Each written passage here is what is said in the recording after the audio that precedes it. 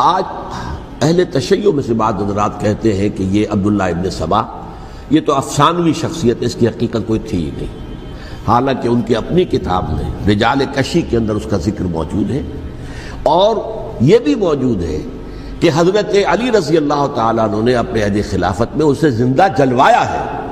اس کی وجہ کیا تھی؟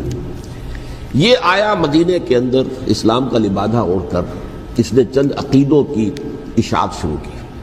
سب سے پہلے حضرت علی تو خدا ہیں، گاڈ انکارنیٹ، اوتار کا تصور، جیسے ہندوؤں میں ہے رام چندر جی خدا کا اوتار، اور عیسائیت میں بھی پہلے گاڈ انکارنیٹ کا تصور تھا کہ حضرت مسیح خدا کا اوتار ہے، انکارنیشن آف گاڈ۔ تو اس نے کہا کہ حضرت علی تو خدا کا اوتار ہے، خدا ہے۔ نمبر 2، اس نے کہا کہ ہر نبی کا ایک وصی ہوتا ہے جس کے حق میں وہ وصیت کرتا ہے، تو حضور صلی اللہ علیہ وسلم کے وصی حضرت علی ہیں، لہذا خلیفہ تو اول روز سے حضرت علی ہیں، حضرت ابو بکر، حضرت عمر، حضرت عثمان یہ تو غاصب ہیں، اور حضرت عثمان کی خلافت تھی اس وقت تو خاص طور پر۔ پھر اس نے جو قبائلی عصبیت تھی اسے بھڑکایا۔ پرانی جو عصبیت چل رہی تھی قریش کے اندر، وہ دو گھرانے ایک دوسرے کے مد مقابل تھے۔ دیکھیے، ایک ہوتا ہے قبیلہ، ایک ہوتا ہے گھرانہ۔ ہمارے پنجاب میں ایک قبیلہ ہے وٹو قبیلہ، اس کے گھرانے بہت سے، مانے کے، لالے کے، سجے کے، شامت کے، یعنی کوئی لالا تھا ان میں سے بڑا، ان کے بیٹے ہو گئے لالے کے، ان کی اولاد، خاندان یہ کہلاتے ہیں۔ قبیلہ ایک، یہ وٹو قبیلہ۔ تو قبیلہ تھا قریش، اس میں گھرانے بہت تھے، بنو ہاشم، بنو امیہ، بنو تیم، بنو عدی، یہ بہت سے گھرانے تھے۔ تو چوٹی کے دو گھرانے جو تھے وہ بنو ہاشم اور بنو امیہ، ان کے درمیان چپقلش تھی، مقابلہ، مسابقت، اور یہ مسابقت فی الخیر بھی ہوتی تھی۔ اگر انہوں نے غریبوں کو کھانے کھلائے ہیں تو ہم ان سے بڑھ کر کھلائیں گے، اگر وہ حاجیوں کی خدمت کرتے ہیں تو ہم ان سے بڑھ کر کریں گے۔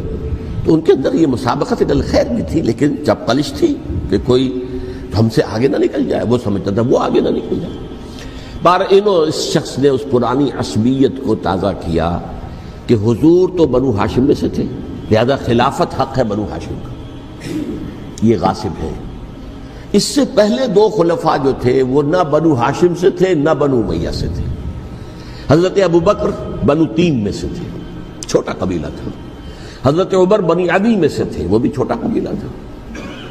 یہ حضرت عثمان پہلے خلیفہ جو بنو امیہ میں سے تھے، جن کی پرانی چپقلش بنو ہاشم سے تھی۔ اب اس کو موقع مل گیا کہ پرانی قبائلی عصبیت کو بھڑکائے۔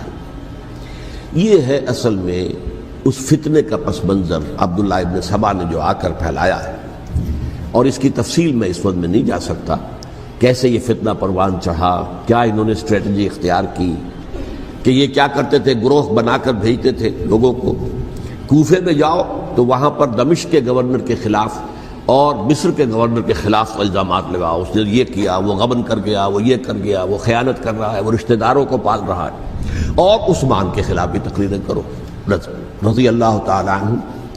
دمشق میں جاؤ تو کوفے کے گورنر کے خلاف، کیونکہ دمشق کے گورنر کے خلاف بات کرو گے تو لوگوں کو معلوم ہوگا کہ یہ جھوٹ بول رہے ہیں، لیکن یہ کہ وہاں تو تم بات کرو کوفے کے گورنر کے خلاف اور مصر کے گورنر کے خلاف اور حضرت عثمان کے خلاف۔ مصر میں جاؤ تو بات کرو کوفے کے اور شام کے گورنر کے خلاف اور حضرت عثمان کے خلاف۔ یہ انہوں نے ایسا اٹھایا، اور اس زمانے میں آپ کو معلوم ہے ذرائع رسل و رسائل تھے نہیں، نہ اس فتنے کی پتہ چل سکا جب تک کہ وہ فتنہ جو ہے پوری طرح برگو بار لا کر تراور درخت نہیں بن گیا۔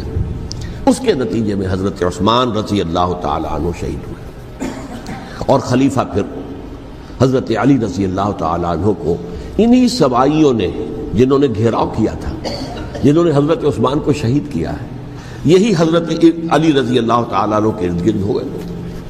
اور حضرت علی رضی اللہ تعالیٰ عنہ بھی نہیں چاہتے تھے خلافت کی بیعت لینا، لیکن آخر کیا کرتے؟ کیا وہ امت کو بغیر خلیفہ کے چھوڑ دیتے؟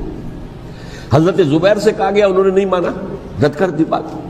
حضرت طلحہ سے کہا گیا، انہوں نے نہیں مانا۔ حضرت علی سے کہا گیا، اب عشرہ مبشرہ میں سے یہی تو تھے نا، لہذا انہوں نے تسلیم کر لیا، خلافت ہو گئی۔ لیکن اس کے بعد جو خانہ جنگی ہوئی ہے، اس خانہ جنگی کے نتیجے میں نوٹ کر لیجئے کہ 1,00,000 کے قریب مسلمان ایک دوسرے کی تلواروں اور نیزوں اور برچھیوں اور تیروں سے ختم ہو گئے، ہلاک ہو گئے۔ یہ ہماری تاریخ کا تاریک ترین باب ہے، 5 سال۔ 4.5 سال حضرت علی کی خلافت کے اور 6 مہینے حضرت حسن کی خلافت کے رضی اللہ تعالی عنہ۔ اس سے کیا ہوا کہ ایک طرف تو اسلام کی جو توسیع ہو رہی تھی، تھمتا نہ تھا کسی سے سیل رواں ہمارا، وہ سیلاب رک گیا، انٹرنل سیبوٹاج ہو گئی نا، اب تو اندر ہی آپس ہی میں اگر دستوں گریبان ہو گئے تو باہر اب کیا توسیع کرتے ہیں، وہ توسیع کا عمل رک گیا۔ اور یوں سمجھیے کہ جیسے ٹرک اگر کبھی چل رہا ہو، بھرا ہوا ہو، لوڈڈ، اور وہ چڑھائی چڑھ رہا ہو، تو اگر کہیں موشن ٹوٹ جائے، ٹرک کو رکنا پڑے، تو ڈرائیور کے جان پر بن جاتی، اس لیے کہ اس کو دوبارہ سٹارٹ کرنا، اور جبکہ وہ چڑھائی پر ہے، انکلائن پر ہے، آسان کام نہیں ہوتا، خطرہ ہوتا ہے وہ پیچھے جو ہے وہ نہ جائے۔ اور پہاڑی علاقوں میں آپ کو معلوم ہے ذرا پیچھے چلے جانے کا مطلب جو ہے بہت خطرناک جو ہے نتیجہ نکل سکتا ہے۔ بہرحال حضرت علی رضی اللہ تعالیٰ عنہ نے اپنے خلافت میں ایک کام یہ کیا، اب اس کی کیا مصلحتیں تھیں یہ تو انہی کے علم میں ہوگا، ہم قیاس کر سکتے ہیں اور میں اس تک میں نہیں جانا چاہتا۔ ابھی تک خلافت کا مرکز تھا مدینہ منورہ، حضرت ابوبکر، حضرت عمر، حضرت عثمان، وہیں جہاں حضور صلی اللہ علیہ وسلم رہے تھے اور جہاں پر کہ حضور مدفون تھے۔ لیکن حضرت علی نے اپنا مرکز جو ہے وہ کوفہ بنا دیا۔ اچھا، اس کی ایک ظاہری وجہ یہ سمجھ میں آتی ہے کہ اسلام کا جو پھیلاؤ ہو گیا تھا، وہ سلطنت اتنی وسیع ہو گئی تھی کہ مدینہ منورہ بہت جنوب میں اور بڑے صحرا کو عبور کر کے جانا ہوتا تھا۔ کوفہ جبکہ ایسی مقام پر تھا کہ جہاں سے مشرقی راستہ جا رہا ہے ایران کو، عراق کے اندر تو ہے وہ شہر کوفہ، اور پھر ایران اور خراسان اور ہندوستان کو راستہ جا رہا ہے، وہیں سے شمال کی طرف جا رہا ہے، شام کی طرف اور ترکی کی طرف، اور وہاں سے پھر یہ کہ مغربی افریقہ کو بھی کنٹرول کرنا، جو شمالی افریقہ کو وہ بھی آسان تھا۔ بہرحال حضرت علی نے کوفہ کو اپنا مرکز بنایا، اور نتیجہ یہ ہوا کہ سبائیوں کا بھی مرکز وہی بن گیا، چونکہ انہوں نے اپنے آپ کو گردا گرد رکھا حضرت علی کے رضی اللہ تعالیٰ عنہ۔ اب ظاہر بات ہے کسی پرٹیکولر پرسن کے خلاف تو کوئی مقدمہ موجود تھا نہیں، بلکہ جب جنگ جمل ہو رہی تھی، ابھی جنگ نہیں ہوئی تھی، حضرت عائشہ، حضرت طلحہ، حضرت زبیر وہ لے کر آئے تھے لشکر اس مطالبے کے لیے کہ حضرت عثمان کے قاتلوں کو سزا دی جائے، قصاص لیا جائے۔ حضرت علی رضی اللہ تعالیٰ عنہ سے گفت و شنید ہو رہی تھی، حضرت علی جو ہے اس پر آمادہ ہو گئے کہ ٹھیک ہے، میں جو بھی قاتلین عثمان ہیں ان کو گرفتار کر کے سزا دوں گا۔ عین اسی وقت کوفے کی مسجد کے اندر جو ہے 10,000 کا مجمع کھڑا ہو گیا، ہم سب قاتل عثمان ہیں، لو ہم سے بدلہ کہاں سے لوگے۔ اور انہوں نے کیا کیا، جاتے ہی جنگ چھیڑ دی، اور جب چھڑ جائے تو یا مرو یا مارو، اس کے علاوہ تو کوئی چارہ کار ہوتا ہی نہیں۔ ایک رات میں 10,000 مسلمان شہید ہوئے، جن میں 2 عشرہ مبشرہ میں سے حضرت زبیر اور حضرت طلحہ رضی اللہ تعالیٰ عنہ۔ تو یہ صورت تھی، سبائیوں نے گھیراؤ کیا حضرت علی کا رضی اللہ تعالیٰ۔ حضرت معاویہ دعوے دار نہیں تھے خلافت کے، قطعاً نہیں، ان کا صرف ایک دعویٰ تھا، اور وہ یہ تھا کہ عثمان کے قاتلوں کو گرفتار کرو، یا خود سزا دو یا ہمارے حوالے کرو، ہم اس سے قصاص لیں گے۔ اس لیے کہ قبیلہ بنو امیہ کا تھا، اور حضرت ابی معاویہ بنو امیہ میں سے، تو ایک خاندانی طور پر جو ہے ہم قصاص لیں گے ان سے جنہوں نے قتل کیا ہے حضرت عثمان کو۔ لیکن یہاں ظاہر بات ہے کہ حضرت علی رضی اللہ تعالیٰ عنہ کی طرف سے مطالبہ یہ ہوتا تھا، تم پہلے میری بیعت کرو، میرے ہاتھ مضبوط کرو تاکہ میں ان کے خلاف کوئی اقدام کر سکوں۔ لیکن انہیں یہ اندازہ تھا کہ اگر میں نے بیعت کی تو ظاہر بات ہے کہ حضرت علی تک پہنچنے سے پہلے مجھے گردن بڑھا دیں گے یہ لوگ، اس لیے کہ سبائی جو ہے وہ آپ کو گھیرے ہوئے۔ بہرحال ایک عجیب الجھاؤ، ایک ڈائلیما تھا جس کی وجہ سے یہ جنگ چلتی رہی، اور حضرت علی رضی اللہ تعالیٰ عنہ کو انہی کے شیعان علی ہی کے اندر سے وہ جماعت علیحدہ ہوئی تھی جس کو ہم خوارج کے نام سے جانتے ہیں، اور ایک خارجی ملجم ابن ملجم ہی نے حضرت علی کو شہید کیا رضی اللہ تعالیٰ عنہ۔ پھر حضرت حسن رضی اللہ تعالیٰ عنہ، اب دیکھیے کس قدر صحیح بات تھی جو حضرت علی رضی اللہ تعالیٰ عنہ نے فرمائی جب ان سے کہا گیا کہ کیا ہم آپ کے بیٹے حسن کے ہاتھ پر بیعت کر لیں رضی اللہ تعالیٰ عنہ۔ فرمایا نہ میں تمہیں اس کا حکم دیتا ہوں نہ میں اس سے روکتا ہوں، یہ تمہارا معاملہ ہے، امرہم شورا بینہم، تم اپنے باہمی مشورے سے جو فیصلہ کرو گے ٹھیک ہے، میں نہ حکم دیتا ہوں نہ روکتا ہوں۔ اس کا کیا مطلب ہے؟ باپ کے بعد بیٹے کی خلافت ہرگز حرام نہیں ہے، ورنہ کہتے کیسے ہو سکتا ہے میرا بیٹا؟ نہیں، یہ نہیں کہا۔ حضرت عمر سے بھی کہا گیا تھا کہ اپنے بیٹے کو نامزد کر دیں، عبداللہ ابن عمر کو، تو تو انہوں نے جواب میں کیا کہا؟ اسے تو طلاق دینی بھی نہیں آتی. انہوں نے اپنی کسی زوجہ کو طلاق دی تھی اور اس میں جو صحیح ترین طریقہ ہے وہ اختیار نہیں کیا تھا. اسے طلاق دینے تک نہیں آتی تو میں اسے خلیفہ بنا دوں. یہ نہیں کہا تھا کہ باپ کے بعد بیٹا خلیفہ نہیں ہو سکتا، یہ تو نہیں تھا. کہیں حرام نہیں ہے، نہ کتاب و سنت میں، نہ کوئی حدیث ہے، نہ کہیں قرآن مجید میں. تو حضرت علی نے بھی فرمایا رضی اللہ تعالی، نہ میں روکتا ہوں نہ حکم دیتا ہوں، یہ تمہارا اپنا معاملہ ہے. بہرحال حضرت حسن رضی اللہ تعالی عنہ نے حضرت امیر معاویہ سے صلح کر لی، خلافت ان کے سپرد کر دی. دیکھیے میں حضرت ابوبکر، حضرت عمر، حضرت عثمان، حضرت علی کے ساتھ حضرت حسن کے دور خلافت کو بھی خلافت راشدہ میں سے سمجھتا ہوں. اور تبھی 30 سال پورے ہوتے ہیں اس حدیث کے مطابق کہ حضور نے فرمایا خلافت 30 برس رہے گی، پھر ملوکیت آ جائے گی. تو حضرت حسن کا بہت بڑا کارنامہ یہ ہے کہ اس خانہ جنگی کا دروازہ بند کر دیا. اور یہ پیشن گوئی تھی حضور کی صلی اللہ علیہ وسلم حضرت حسن کو، جب بچے تھے حضور کے انتقال سے پہلے، میرا یہ بیٹا مسلمانوں کے 2 گروہوں میں صلح کرائے گا. یہ حضور کی پیشن گوئی تھی، اور وہ پیشن گوئی حضرت حسن کے علم میں بھی ہوگی یقیناً. بہرحال انہوں نے صلح کی حضرت امیر معاویہ کے ساتھ رضی اللہ تعالی عنہ، خلافت ان کے حوالے کر دی اور کچھ شرائط تھیں طے ہو گئی. اللہ خیر صلی اللہ. حضور کی تو یہ پیشن گوئی جو ہے صحیح ثابت ہوئی کہ میرا یہ بیٹا مسلمانوں کے 2 بڑے گروہوں کے درمیان صلح کرا دے گا.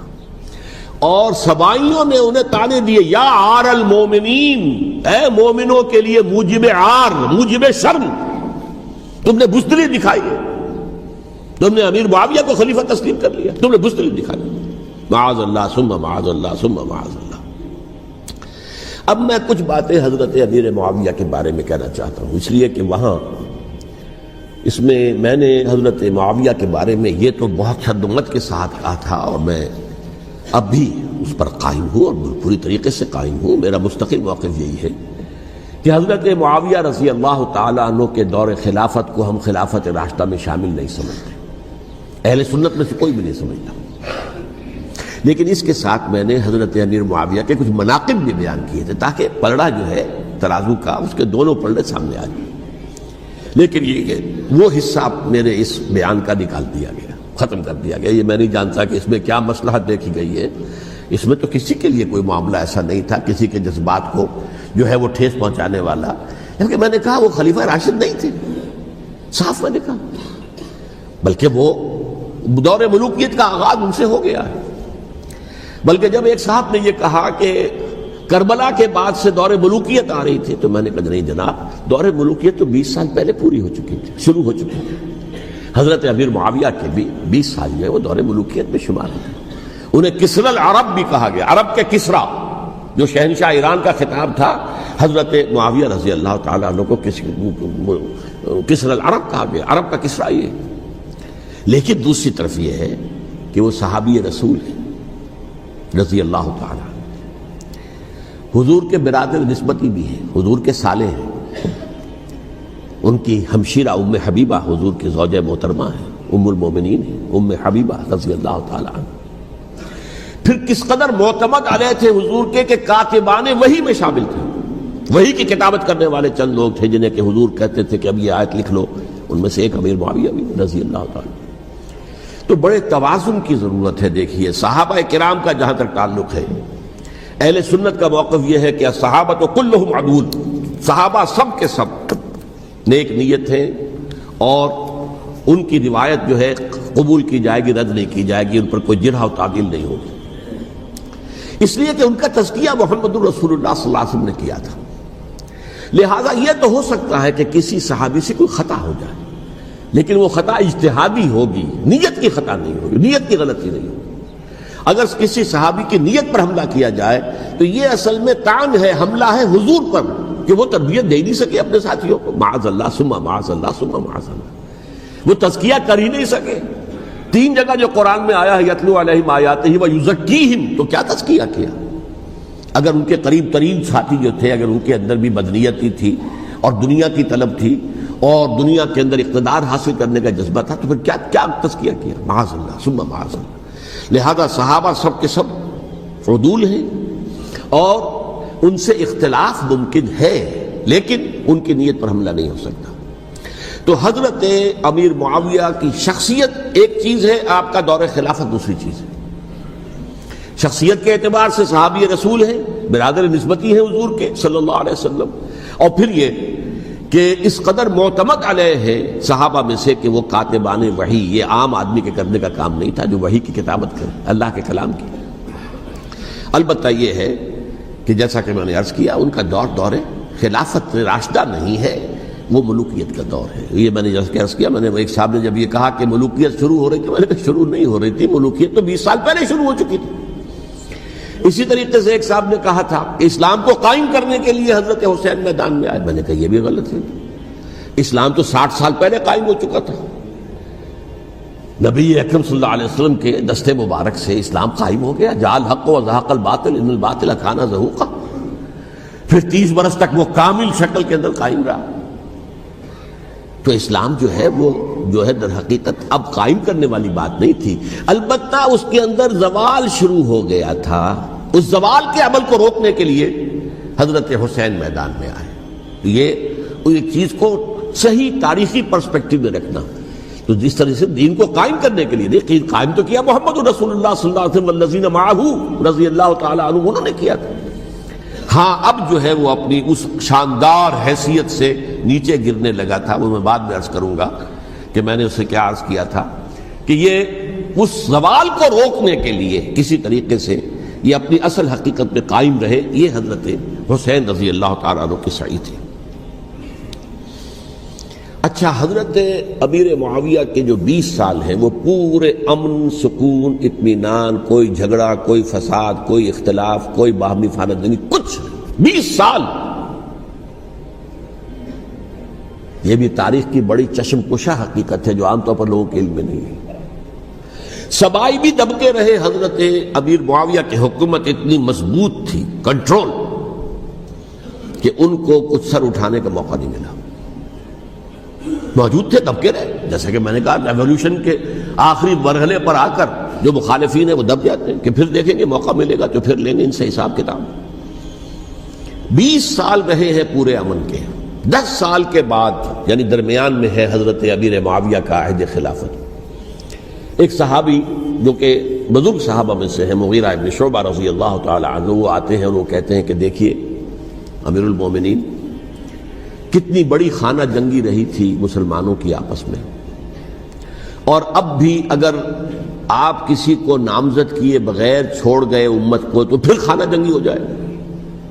1 لاکھ اس وقت جو ہے وہ ہلاک ہوئے تھے، نہ معلوم اب کتنے ہلاک، لہٰذا آپ اپنی زندگی ہی میں نامزد کر دیجئے کسی کو خلیفہ، ولی عہد بنا دیجئے۔ حضرت امیر معاویہ نے ابتداءً جو ہے انکار کیا نہیں، لیکن ان کے دلائل ایسے تھے وزنی، اور میں سمجھتا ہوں کہ وہ بات صحیح تھی جو مغیرہ ابن شعبہ نے کہی، اس لیے کہ اب صحابہ کرام میں سے جو کبار صحابہ تھے وہ تو سب دنیا سے رخصت ہو چکے تھے، اب تو یا صغار صحابہ رہ گئے تھے جو حضور کے زمانے میں بچے تھے، حضرت حسن، حضرت حسین، عبداللہ ابن زبیر، یہ بچے تھے نا، یا تو وہ تھے، اور یا بالکل نو مسلم تھے، اور نو مسلموں میں بڑی تعداد وہ تھی جو ایرانیوں کی تھی، شامیوں کی تھی، ادھر کی تھی، ادھر کی تھی، تو ان کو تو ظاہر بات ہے کہ تربیت نبوی سے کیا خلافت راشدہ سے بھی اکثر و بیشتر کو کوئی حصہ ملا ہی نہیں۔ تو اس صورت میں اب وہ اعلیٰ ترین معیار پر حکومت کے نظام کو قائم کرنا ممکن نہیں ہے۔ کوئی قبائلی عصبیت جب تک حکومت کی پشت پر نہیں ہوگی، حکومت مستحکم نہیں ہوگی۔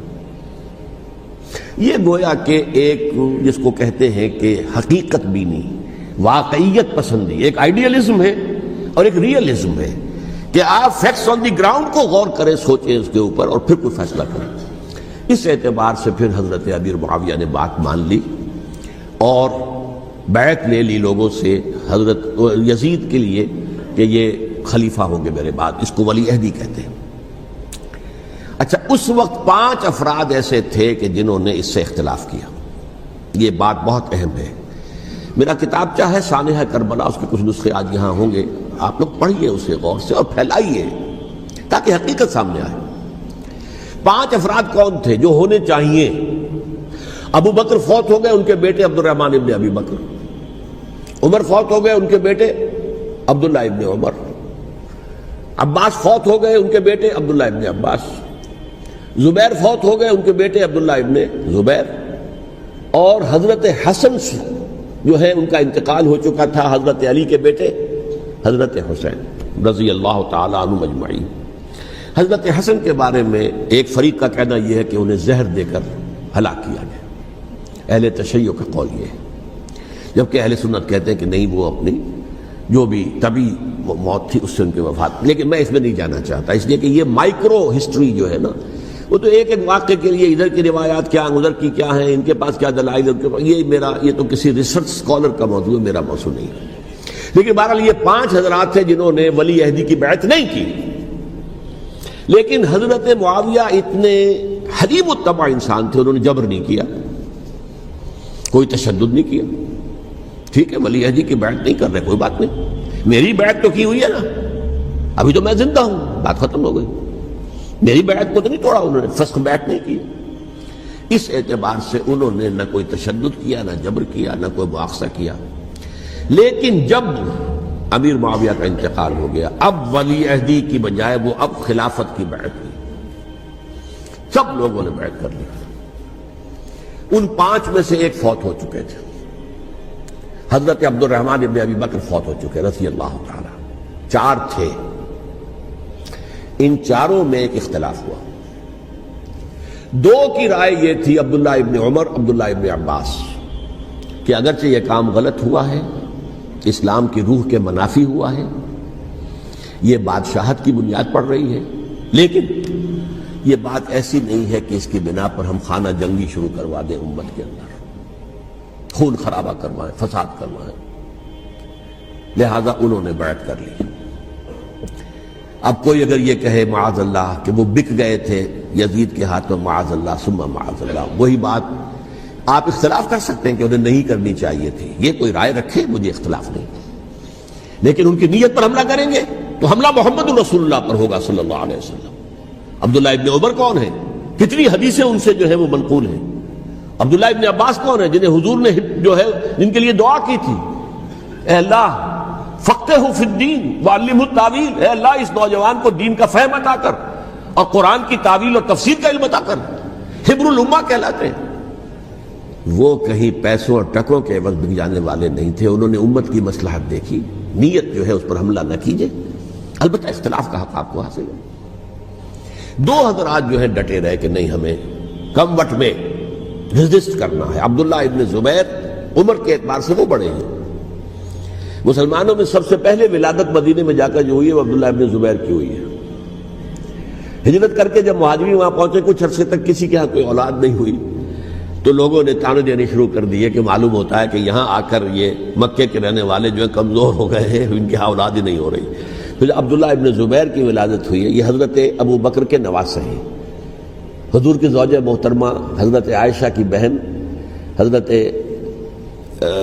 دیکھیے ابھی نام نکل گیا ہے جی، حضرت اسماء رضی اللہ تعالی عنہا عنہما، یہ ان کے صاحبزادے ہیں، حضرت زبیر کے بیٹے۔ ان کا فیصلہ ہوا کہ ہمیں رجسٹ کرنا ہے کم وقت میں، ایٹ اینی کاسٹ۔ حضرت حسین ابن علی رضی اللہ تعالی عنہما کا بھی فیصلہ ہوا کہ ہمیں رجسٹ کرنا ہے کم وقت میں۔ البتہ ان میں بھی ایک اختلاف ہو گیا، یعنی یہ 2 تو جڑے رہے، ان 2 میں اختلاف ہو گیا۔ عبداللہ ابن زبیر کا کہنا یہ تھا کہ ہمیں حجاز میں رہنا چاہیے، یہ سرزمین ہے جس میں نبوت کی برکات سب سے زیادہ ہیں، یہاں ہم مضبوط قلعے کے اندر ہیں، ہمیں یہاں سے جو ہے رجسٹ کرنا چاہیے اور ختم کرنا چاہیے اس نظام کے اندر جو خرابی آ گئی ہے اس کو۔ حضرت حسین رضی اللہ تعالیٰ عنہ کے پاس خطوط کا تانتا بنا ہوا تھا، کوفے سے لوگ خط لکھ رہے تھے، آئیے آئیے آئیے، ہم آپ کے ہاتھ پر بیعت کریں گے، ہم آپ کے ہاتھ پر بیعت کریں گے، ہم آپ کے ہاتھ پر بیعت کریں گے۔ یہی وہ کوفہ جو حضرت علی کا دارالخلافہ رہا تھا اور جو پھر سبائیت کا گڑھ بن گیا تھا۔ چنانچہ حضرت حسین نے حضرت مسلم بن عقیل کو بھیجا وہاں پر کہ میرے نمائندے کی حیثیت سے جا کر وہاں پر بیعت لو۔ 10-12 ہزار افراد نے بیعت کر لی، لیکن اس کے بعد یزید کی طرف سے گورنر بنا کے بھیجا گیا ابن زیاد کو۔ ابن زیاد نے آ کر جو تشدد کیا اور سختی کی تو سب کے سب بیعت توڑ کر اور سب منحرف ہو گئے۔ مخلصین تو وہ تھے نہیں، الکوفی لایوفی، کوفی جو ہے وہ تو کوئی وعدہ وفا کرنے والا ہوتا ہی نہیں، بیعت توڑ دی۔ فمن نقص فانما ينقص على نفسه، بیعت کے بعد بیعت توڑ دینا بہت بڑا گناہ ہے، توڑ دی انہوں نے۔ ادھر اطلاع مل گئی حضرت حسین کو، چل چکے تھے وہ، راستے میں تھے کہ وہاں تو مسلم بن عقیل شہید ہو گئے اور سب لوگوں نے بیعت توڑ دی۔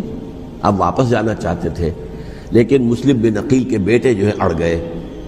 یہ عرب کی اپنی ایک جو ہے پرانی ان کی حمیت اور ان کا قبائلی نظام کہ اب ہم اپنے والد کے خون کا قصاص لیے بغیر نہیں جائیں گے۔ حضرت حسین رضی اللہ تعالیٰ عنہ کی مروت اور شرافت کہ یہ میرا ساتھ دینے کے لیے آئے تھے، اب میں ان کا ساتھ نہ دوں تو یہ تو شرافت اور مروت کے خلاف ہے۔ کہا اچھا چلو چلتے۔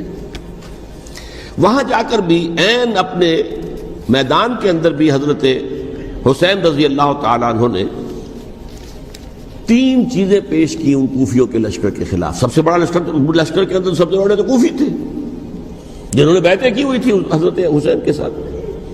دیکھو مجھے جانے دو واپس حجاز کی طرف، یا مجھے سرحدوں پر بھیج دو تاکہ میں کافروں کے ساتھ جنگ کرتے ہوئے اپنی جان دے دوں، یا مجھے یزید کے پاس جانے دو، میں اپنا معاملہ اس سے طے کر لوں۔ لیکن کوفیوں کو یہ گوارا نہیں تھا۔ اگر یہ یزید کے پاس پہنچ گئے تو ہمارا کچا چٹھا بیان کر دیں گے کہ مجھے تو ان لوگوں نے برگلا کر بلایا تھا۔ اس لیے کہ دیکھیے حضرت امیر معاویہ کے 20 سالوں کے دوران میں بتا چکا ہوں ان کی حکومت اتنی مستحکم تھی کہ اس کے خلاف کوئی فتنہ اٹھانا ممکن نہیں تھا۔ اب چونکہ چینج اوور ہوا تھا، اور چینج اوور میں آپ کو معلوم ہوتا ہے کہ ایک جس کو کہتے ہیں every thing is in the melting پاٹ، ابھی تو یہ درمیان کے اندر معاملہ ہے، تو انہیں موقع ملا، سر اٹھایا حضرت حسین رضی اللہ تعالیٰ عنہ کو، جو خطوط لکھے جس کے کہ تھیلے کے تھیلے اور بوریوں کی بوریاں بھری ہوئی حضرت حسین کے ساتھ تھی، وہ کہا کہ آئیے ہم آپ سے بیعت کریں گے۔ انہوں نے نہیں مانا، اور اصل میں حضرت حسین کے قاتل وہ کوفی ہیں، وہ بزدل، وہ منافق جنہوں نے بیعت کر کے بیعت توڑی، اور اب وہ آ گئے کہ اگر یہ حسین رضی اللہ تعالیٰ عنہ بچ کر کہیں یزید کے پاس پہنچ گئے تو پھر ہمارا کچا چٹھا جو ہے وہ سامنے آ جائے گا اور ہماری پھر شامت آ جائے گی۔ لہذا انہوں نے قتل کیا حضرت حسین کو رضی اللہ تعالیٰ۔ ایک بات جو علامہ ڈاکٹر قلب صادق نے فرمائی، اور میرے علم میں یہ بات پہلے نہیں تھی، وہ یہ کہ حضرت حسین کے قتل کا فتویٰ ایک بہت بڑے مفتی نے دیا تھا۔ یہ بات بھی ذرا سمجھ لیجیے، حضرت حسین رضی اللہ تعالیٰ عنہ کے قتل کا فتویٰ ایک بہت بڑے مفتی نے دیا تھا۔ کیوں دیا تھا؟ اس لیے کہ حضور کی احادیث موجود ہیں کہ جب ایک شخص کی ایک خلیفہ کی بیعت ہو جائے تو دوسرا اگر کھڑا ہو تو اسے قتل کر دو، کھلی حدیث۔ اسی لیے ایک بہت بڑے مفسر بھی ہیں، فقیہ بھی ہیں، قاضی ابن العربی رحمۃ اللہ علیہ، ایک ابن عربی ہیں الف لام کے بغیر، ابن عربی، وہ بہت بڑے صوفی ہیں، فلسفی ہیں، اندلس کے ہیں۔ یہ قاضی ابن العربی ہیں جنہوں نے قرآن کی ایک تفسیر لکھی ہے اس اعتبار سے کہ صرف ان آیات کی تفسیر جن سے کہ فقہی احکام جو ہیں ان کا استنباط ہوتا ہے۔ یہ 2 تفسیریں اس طور سے لکھی گئی ہیں قرآن مجید کی، احکام القرآن ان کا نام ہے دونوں کا، جن میں سے ایک جو ہے قاضی ابن العربی کی ہے۔ ان کا ایک جملہ نقل ہوتا ہے، قتل الحسین بسیف جدہ، حسین قتل ہو گئے اپنے ہی نانا کی تلوار سے۔ وہ تلوار کیا تھی؟ جب کسی کی بیعت ہو چکی ہو پھر کوئی کھڑا ہو مدعی خلافت، قتل کر دو۔ میرے نزدیک حضرت حسین مدعی خلافت نہیں تھے، یہ بات اس وقت سامنے لوگوں کے نہیں آئی، بلکہ حکومت نے یہ باور کرا دیا کہ یہ تو باغی ہے، یہ مدعی ہے خلافت کے۔ انہوں نے تو دعویٰ نہیں کیا خلافت کا، وہ تو صرف اس عمل کو روکنے کے لیے میدان میں آئے تھے۔ اور اس بات کو اچھی طرح سمجھ لیجئے کہ اس وقت تک یہ جو تصور آج ہمارے پاس ہے کہ ریاست علیحدہ ہے، حکومت علیحدہ ہے، state of Pakistan, we are loyal to the state of Pakistan, ہم ریاست پاکستان کے وفادار ہیں، گورنمنٹ آف پاکستان کے وفادار نہیں ہیں، we are not loyal to the government. Government تو کبھی بے نظیر کی تھی، ہم اس کے خلاف تحریک چلا رہے تھے، یا کبھی کسی اور کی تھی اس کے خلاف تحریک چل رہی ہے، یا کبھی ضیاء الحق کی تھی اس کے خلاف تحریک چل رہی ہے۔ گورنمنٹ کو بدلنا تو عوام کا حق ہے، آج، اس وقت نہیں تھا۔ اس وقت ریاست اور حکومت کا کوئی فرق نہیں تھا۔ لہذا جو حکومت سے اختلاف کرے گویا کہ باغی ہے۔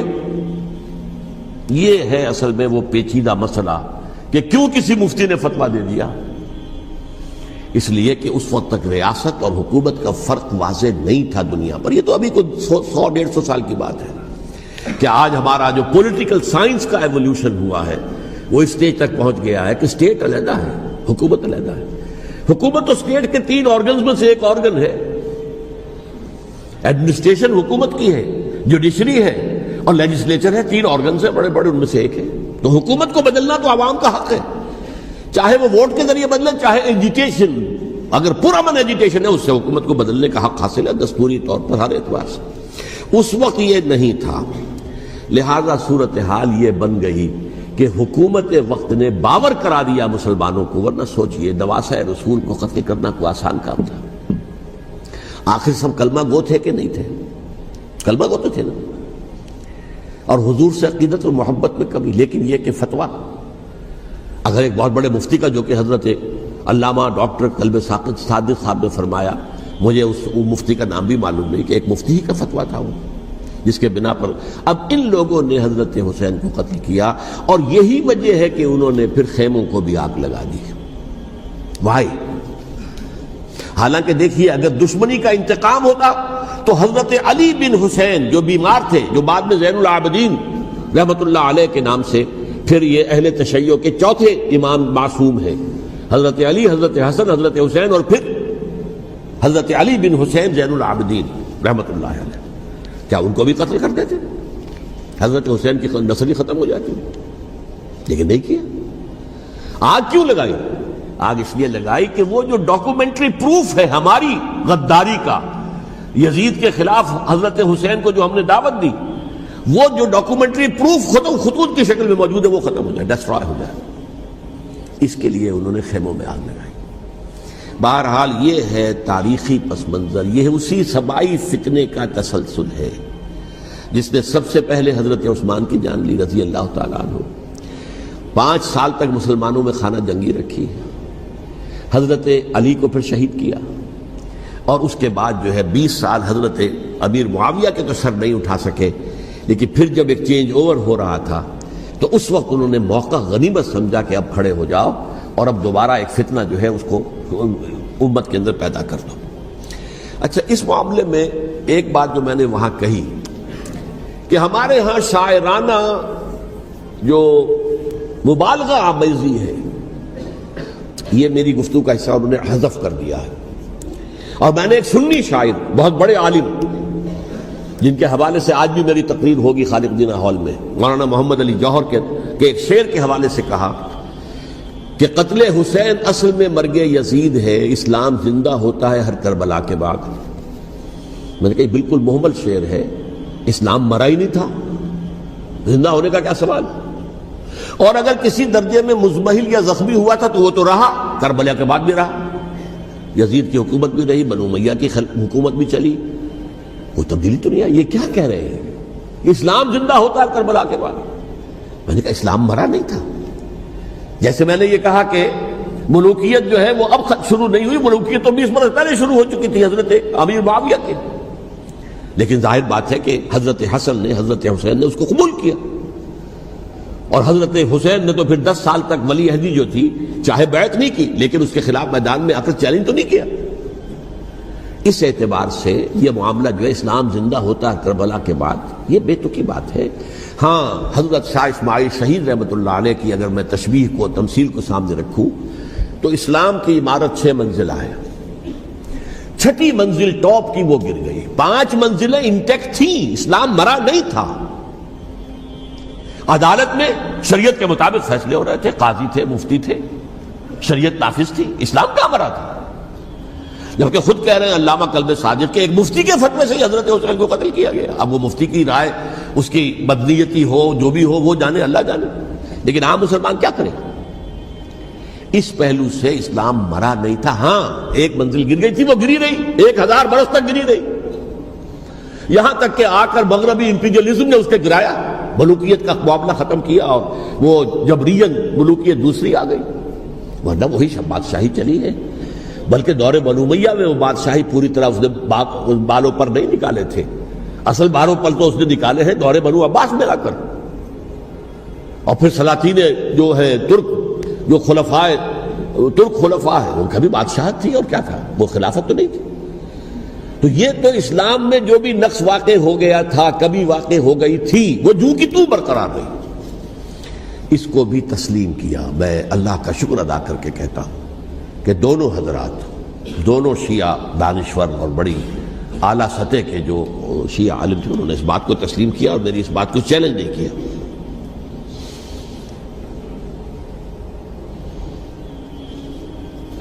اصل میں تیسری بات میں نے یہ کہی کہ دیکھیے حضرت حسین رضی اللہ تعالی عنہ کی اس شہادت کے بعد،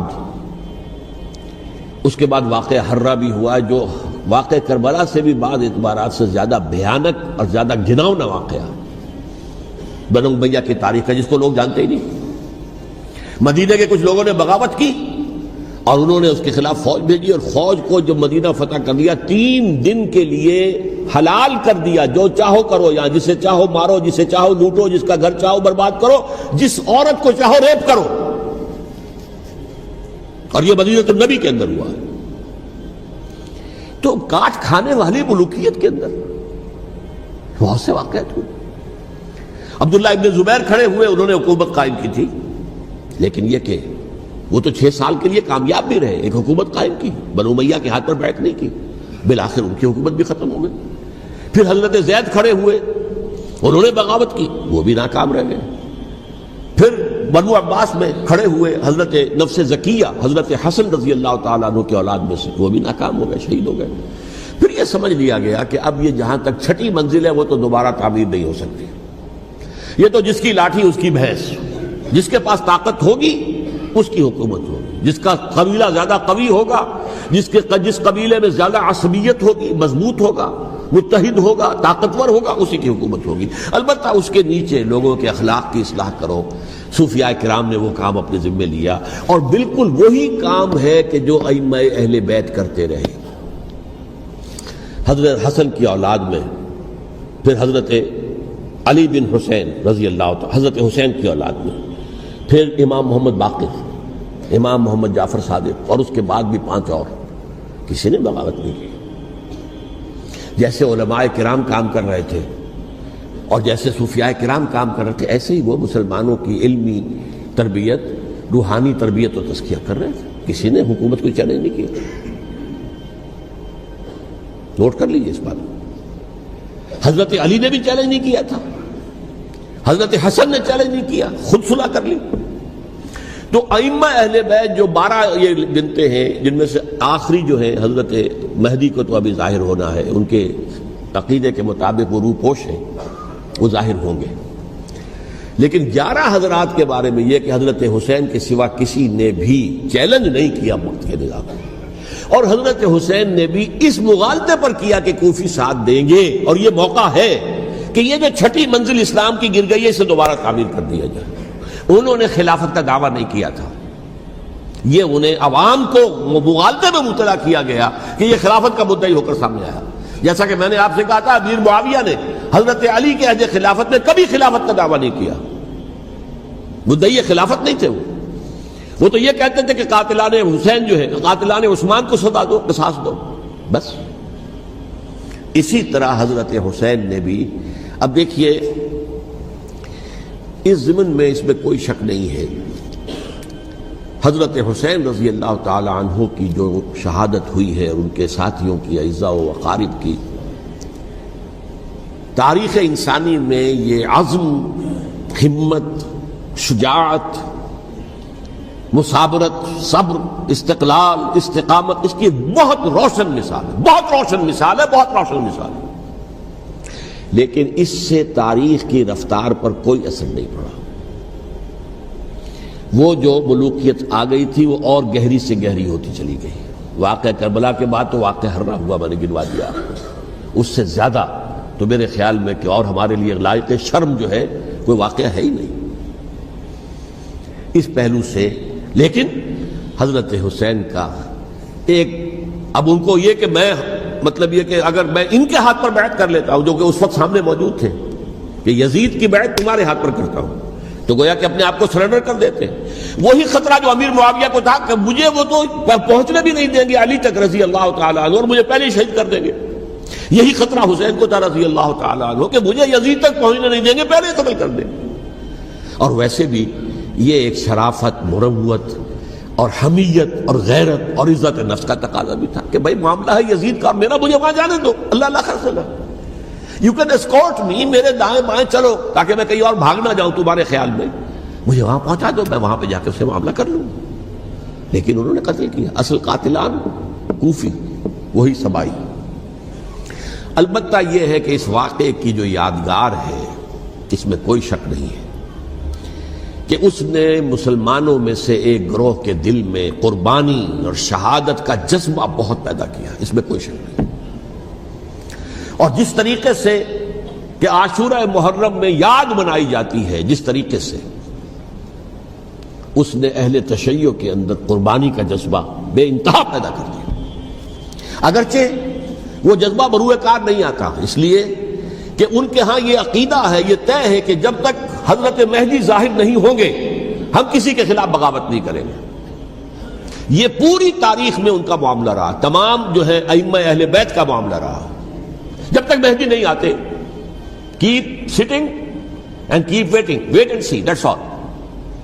یہ تو خمینی صاحب نے کیا ہے، آیت اللہ خمینی صاحب نے، کہ انہوں نے یہ ایران کے شیعوں کو باور کرایا کہ بھائی جب آئیں گے حضرت مہدی آ جائیں گے، لیکن ہم اب ہاتھ پر ہاتھ رکھ کر بیٹھے رہیں، باطل کو چیلنج بھی نہ کریں. ہمیں کچھ تو کرنا چاہیے، وہ ہاتھ پاؤں ہلانے چاہیے، اور کچھ نہیں تو مہدی کا راستہ جو ہے صاف کرنا چاہیے، تمہید کرنی چاہیے، ان کے راستہ ہموار کیا جائے. تو یہ ان کی بڑی عظمت ہے آیت اللہ خمینی صاحب کی کہ اہل تشیع ایران کے جو ہے ان سے انہوں نے یہ بات منوا لی کہ ہم بالکل انرٹ نہیں بیٹھے رہیں گے، بلکہ اب انہیں نائب امام قرار دے کر اور ولایت فقیہ کے فلسفے کے حوالے سے، یہ دو چیزیں ان کی جو ہیں بنیادی فلسفے کی ہیں، وہ اس وقت میرا موضوع نہیں ہے.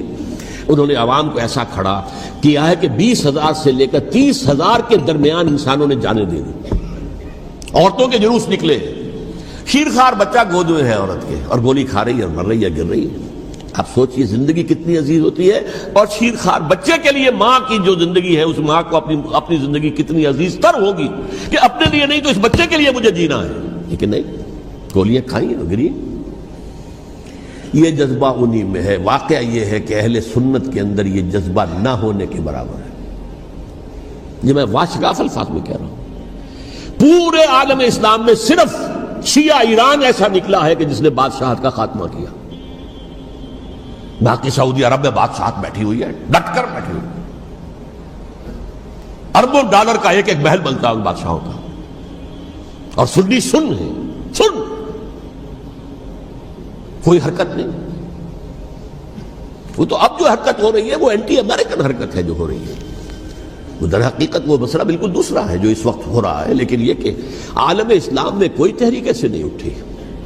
یہ اہل تشیع میں ہے، جو بالکل استثنائی بات ہے کہ انہوں نے جو ہے ایک ایسا بادشاہ جس کو کہا جاتا تھا کہ اس کا جو اسلحہ خانہ ہے وہ ایشیا میں سب سے بڑا اسلحہ خانہ ہے، جو 2500 سالہ پرانی جو ایک عظمت تھی ایران کی، اس کو دوبارہ تازہ اور زندہ کرنا چاہتا تھا. 2500 سالہ برسی اس نے منائی تھی، اس کے لیے ایک شہر آباد کیا تھا کہ خسرو یا سائرس یا ذوالقرنین قرآن مجید کی اصطلاح میں اس کی یادگار بنائی تھی. اور وہ سوچ رہا تھا کہ وہی عظمت دوبارہ ایران کی ہوگی جو کہ خسرو کے زمانے میں تھی، جس کا قرآن مجید میں سورہ کہف کے اندر ذکر ہے. مشرقی فتوحات، مغربی فتوحات، شمالی فتوحات. تو وہ بادشاہ ہے، اس کو بھاگنا پڑا وہاں قربانی کی وجہ سے. تو یہ جو ہے واقعہ کربلا نے، اس میں کوئی شک نہیں ہے کہ ایک ایسی مشعل روشن کی ہے جس کو کہ ہر شخص کو دیکھنا چاہیے. یہ بھی انسان، جیسے کہ اقبال نے ایک شعر کہا تھا غالب کے لیے، فکر انسان پر تیری ہستی سے یہ روشن ہوا ہے، پرے مرغ تخیل کی رسائی تاک ہو جا.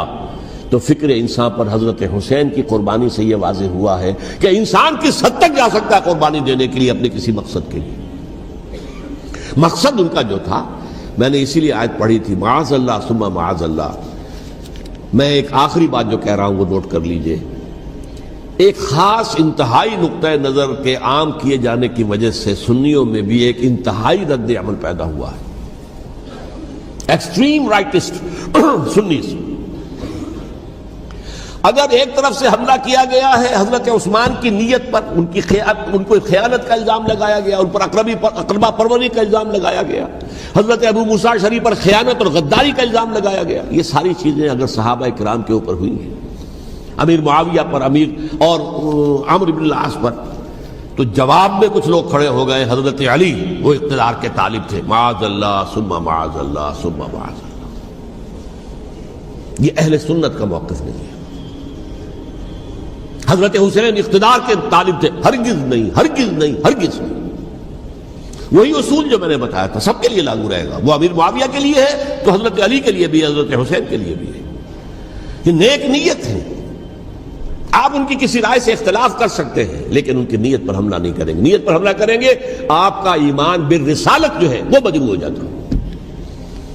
یہ رسول کے ساتھ بھی ہے. رسول نے ان کا تزکیہ کیا، یتلو علیہم آیاتہ ویزکیہم، اس کا سارا عمل محمد کا کیا ہوا ہے صلی اللہ علیہ وسلم. تو صحابی کے معاملے میں یہ ہمارے ہاں ان کو اہل سنت جو ہیں، جو معتدل مزاج کے، اکثریت ان کی، یہ تو چند لوگ ہیں ذرا قلم چلا لیتے ہیں تو ان کی بہت سی کچھ چھوٹی چھوٹی کتابیں بھی شائع ہو گئی ہیں بہت، لیکن انہیں اہل سنت نے قرار دیا ناسبی یا خارجی.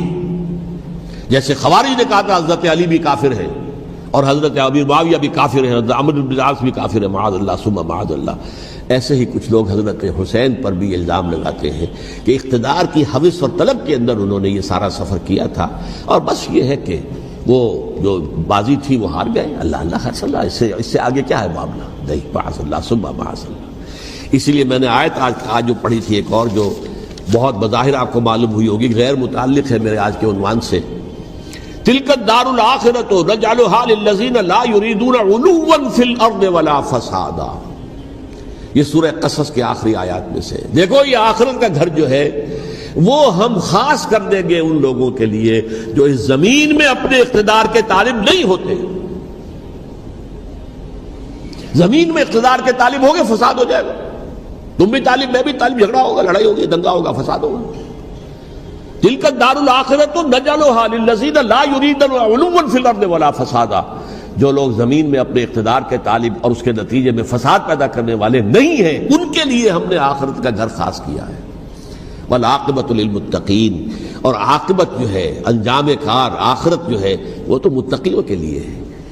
اسی میں آئیں گے سب صحابہ کرام، خواہ وہ حضرت علی ہے رضی اللہ تعالیٰ عنہ، اور خواہ وہ حضرت امیر معاویہ ہیں، حضرت عثمان ہیں رضی اللہ تعالیٰ عنہما، خواہ حضرت حسن ہیں، حضرت حسین ہیں رضی اللہ تعالیٰ عنہما، خواہ عبداللہ ابن زبیر ہیں، خواہ عبداللہ ابن عباس ہیں، خواہ عبداللہ ابن عمر ہیں رضی اللہ تعالیٰ عنہم اجمعین.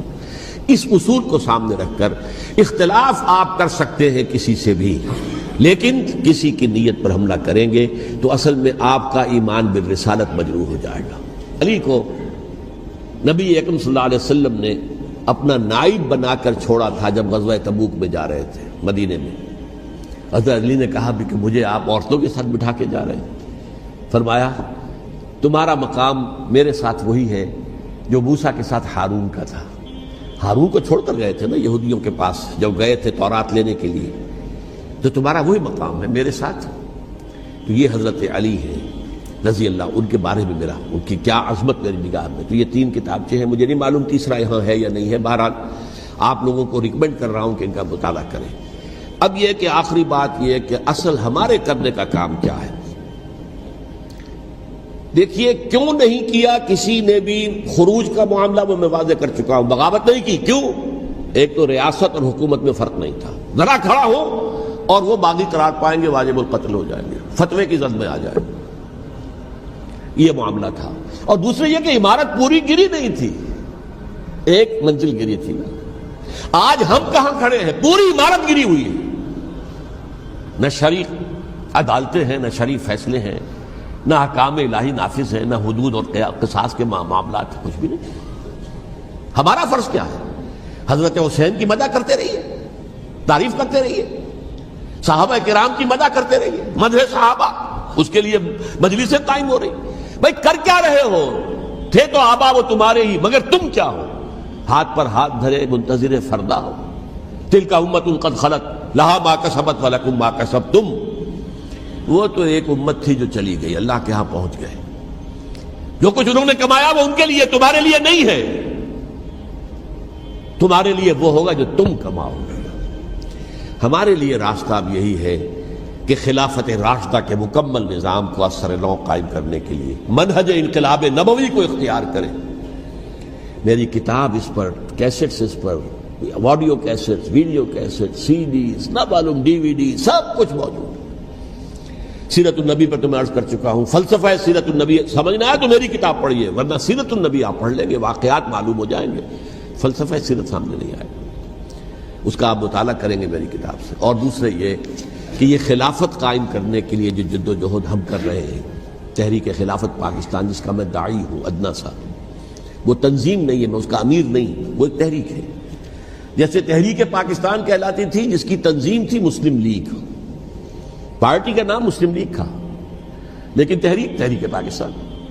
اس طرح تحریک خلافت پاکستان وہ ہم نے چلائی ہے تنظیم اسلامی کے تحت۔ یہ خلافت جب پہلی چلی تھی آج سے 84 سال قبل، نومبر 1921 میں خالد دینہ ہال میں وہ مقدمہ چلا تھا، جس کے نتیجے میں بڑے بڑے جو لیڈر تھے ہمارے، مولانا محمد علی جوہر اور مولانا حسین مدنی اور مولانا ابوالکلام آزاد، ان سب کو 2 سال کی قید کی سزا سنائی گئی تھی، بغاوت، مقدمہ بغاوت، یہ خالد دینہ ہال۔